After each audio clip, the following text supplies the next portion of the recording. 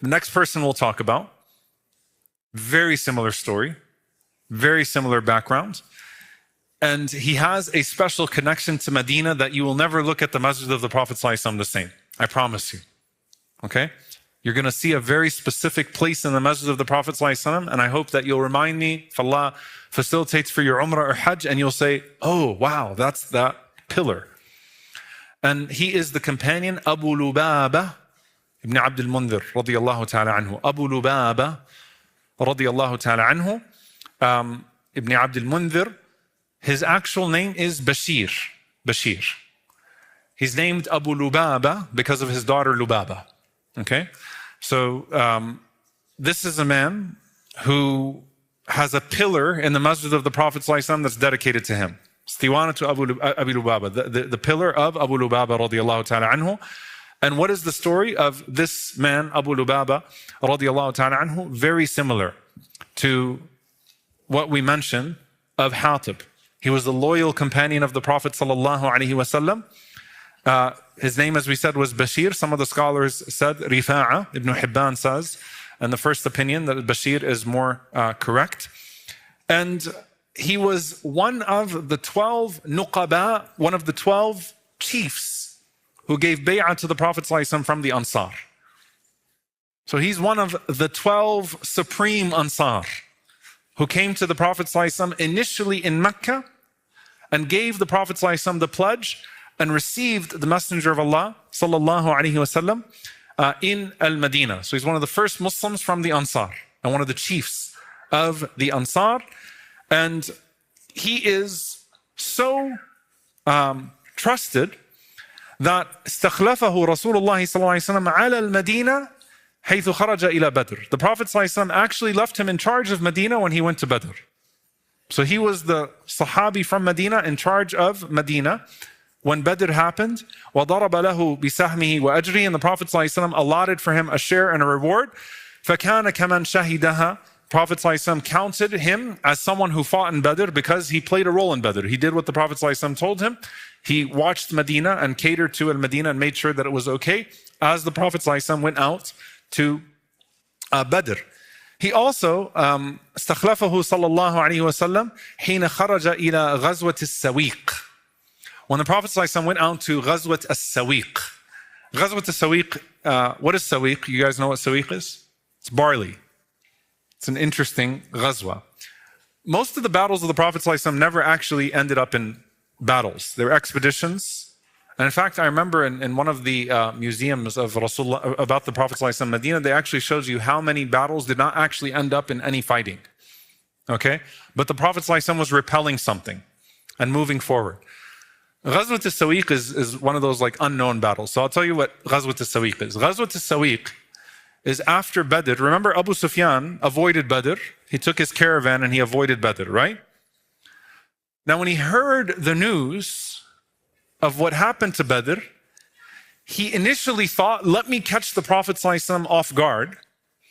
And so he collaborated with Banu Nadir in Medina, one of the Jewish tribes in Medina, Salam from Banu Nadir, and he took 200 horsemen and he was plotting an attack on the Prophet ﷺ and collaborating with Banu Nadir, one of the chieftains of Banu Nadir, to hurt the Prophet ﷺ unexpectedly because he was driven by rage that he missed Badr. And this is before he's even going to go back to Mecca. Like, he doesn't want to show his face in Mecca because what shame. You fled Badr with your caravan. You let your companions be killed in Badr. What shame, right? The Prophet ﷺ found out about his plot, and Rasulullah ﷺ basically chased him. So Abu Sufyan had made it to Urayd, which was somewhere like the cornfields outside of Medina. It's a few miles out of Medina. Prophet ﷺ found out, and Rasulullah ﷺ pursued Abu Sufyan with those companions after Badr, in the immediate aftermath of Badr, and Abu Sufyan had to run away from the Prophet ﷺ now. And they had to lighten the load of their camels and their horses, so they dropped back the sawiq, their barley. So it became known as Ghazwat al-Sawiq. So when the Prophet ﷺ went out to pursue, or is it a type of flour, that barley, when he went out to pursue them, he left also Abu Lubaba radiallahu ta'ala anhu in charge of Medina. So Abu Lubaba is considered a Badri companion. He's one of the 12 Nuqaba of Al-Madinah. Shahida Uhud. He witnessed Uhud radiyallahu ta'ala anhu. And he also witnessed all of the other Sa'ir al-Mashahid, all of the other campaigns with the Prophet ﷺ. Now, his incident also comes from a place of goodness, like a human goodness. It's actually not vulnerability, but something good that pulled on him. Because he was considered one of the seniors of the Ansar, he was from Banu Amr ibn Auf, which was one of the chief tribes of Al-Aws. And Aus had a relationship with Banu Qurayza, the Jewish tribe of Banu Qurayza, right? And Abu Lubaba was someone who was loved, someone who was respected. And the Messenger of Allah, when dealing with the treachery of these tribes, he actually gave them the ability to have say in who will judge. And so they wanted Sa'ad ibn Mu'adh. Why? Because they were close to Sa'ad. Sa'ad will judge, right? So after the Khandaq, after the Battle of Al-Ahzab, when the treachery of Banu Qurayza was known, and Banu Qurayza was worried now that the Prophet ﷺ will come after them because of what they did, they actually tried to kill the Prophet ﷺ and his companions. I mean, they actively collaborated with those that were coming from the outside. They asked the Prophet ﷺ that the ambassador between them and him will be Abu Lubaba, right?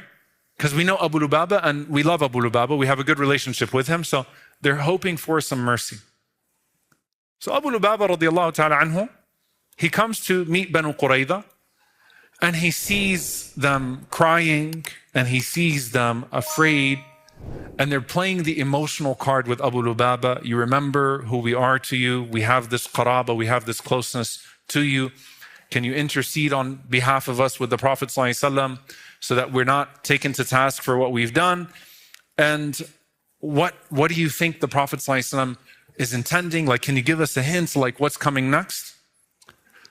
Abu Lubaba wants to give them a hint. So Abu Lubaba, when they're asked, like, should we prepare, like, for the Prophet ﷺ to come after us now? Like, they've been pushing and agitating, but this was like, they tried to go for the kill of the Messenger of Allah ﷺ. Like, they literally attacked.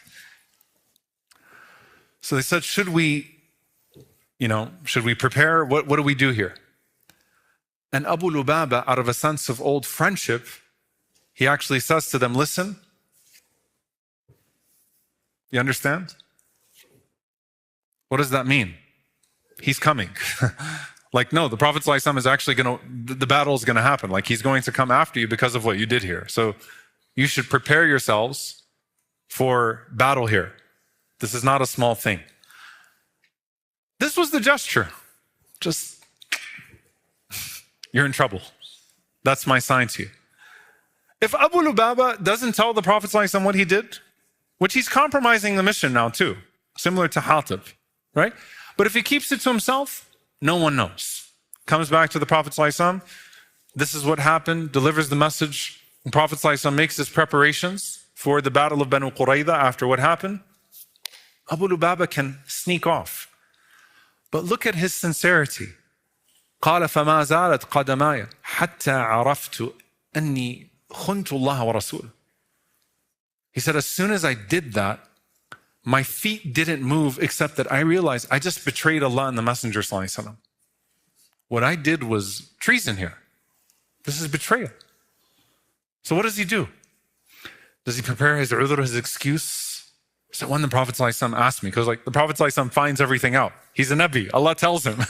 Even if I don't tell him, Jibreel alayhi salam is going to tell him. I mean, letters get pulled out of women's braids. The Prophet ﷺ tells the leaders in Mecca about some secret meeting that they're having. Al-Abbas, what he's hiding in his home. Quraysh about the letter and what happened to the letter in the Kaaba. Abu Lubaba knows the Prophet ﷺ and he believes in the Prophet ﷺ. So does he sit there and like prepare his excuse? And then count on the Hatib radiallahu anhu method of just the kindness and the mercy of the Prophet ﷺ, just let me go? No, Abu Lubaba immediately does what? He goes to the masjid of the Prophet ﷺ. He has a rope with him. He goes to a pillar right in the middle of the masjid, ties himself up, calls his daughter Lubaba, tells her, tie me up. Makes himself a prisoner in the masjid of the Prophet ﷺ. You walk into the masjid, what are you doing? Right? Like, this is what was done to a chief, right? Does anyone remember his name? The Prophet ﷺ tied up, right? When he came, who was it? You're close. You're close. There's a particular, I'll let you all think about it. I'm actually not going to give you the answer. There was a chief that plotted against the Prophet ﷺ, and he wanted to hurt the Prophet ﷺ, and the Prophet ﷺ, you got his last name, Sheikh. Prophet ﷺ tied him up because he foiled his plot in the masjid, and he let him watch the Muslims for 3 days. Okay? All right. I'll let you think about it later, inshallah. No, I'll tell you now so you don't think about it. Thumama. Thumama ibn Wathal. Thumama, right? And the Prophet ﷺ said, Atliqu Thumama, let Thumama go. When he saw the Muslims and he kept on trying to bribe the Prophet ﷺ, and the Prophet ﷺ said, let him go after 3 days. And he became Muslim, came back and became a huge source of victory for Islam. Abu Lubaba tied himself to the pillar. And people are walking up to him like, what are you doing? And he says, I betrayed Allah and the Messenger ﷺ. And I'm going to sit here until Allah forgives me. I'm going to stay in this masjid. La akul, la ashrab. I'm not going to eat. I'm not going to drink. I'm not going to go home until Allah reveals my forgiveness. How beautiful, sincere. And no, please, if you make a mistake, don't tie yourself to the pillar in Valley Ranch Masjid or any other masjid and say, this is my tawbah.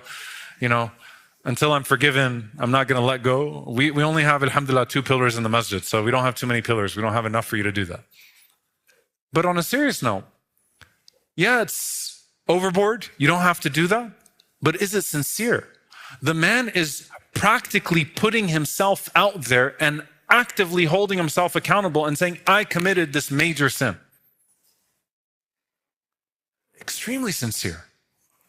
And it teaches you a lesson in tawbah, by the way, that when you commit a sin, are you more worried about getting caught or Allah forgiving you?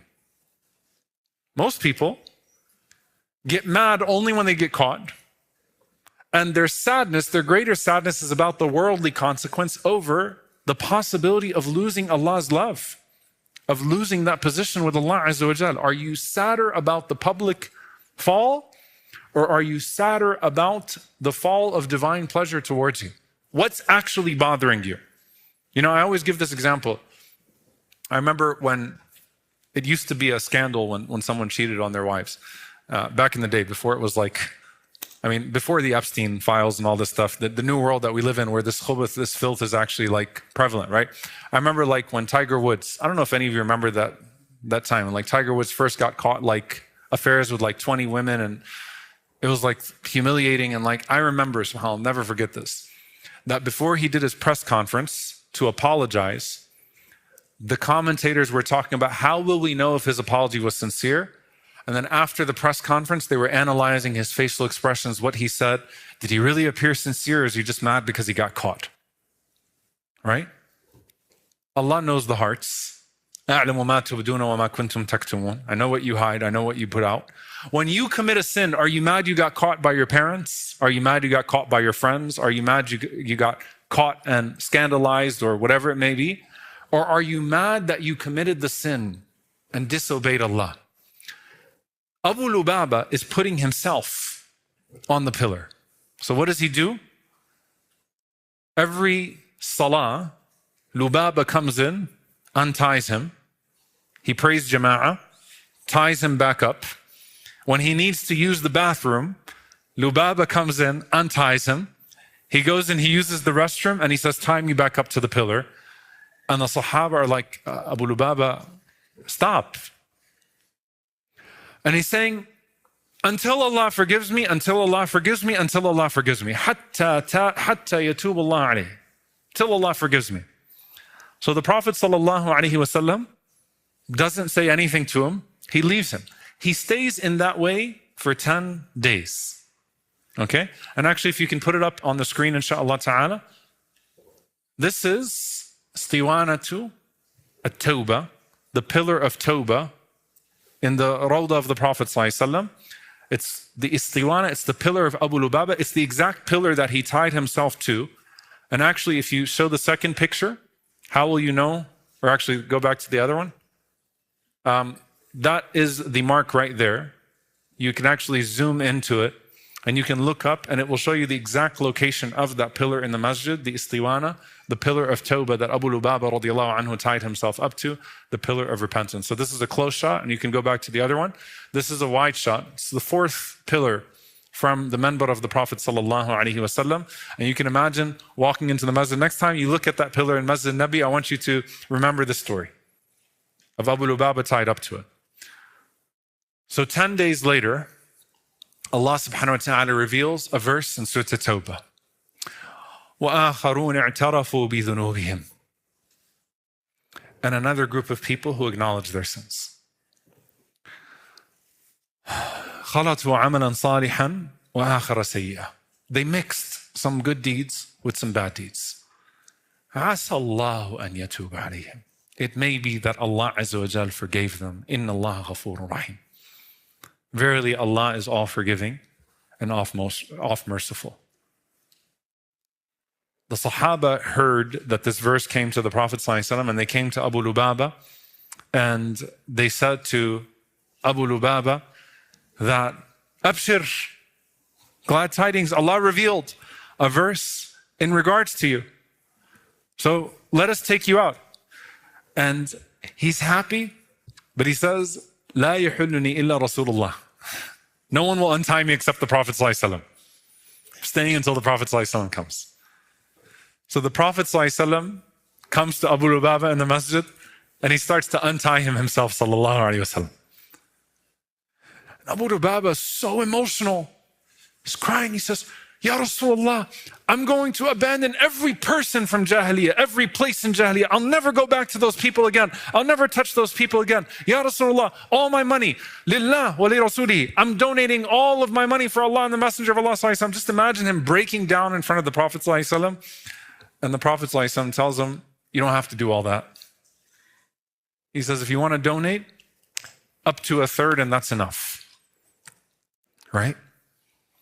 And subhanAllah, he comes out, embraced by the Prophet ﷺ, loved by the Messenger of Allah ﷺ. It's okay. You made a mistake. The biggest lesson you take from him is the seeking accountability before being forced to be held accountable. And Allah Azza wa Jal mentions people who come forth in tawbah before they are apprehended, before they are exposed, before something tragic happens, and it's a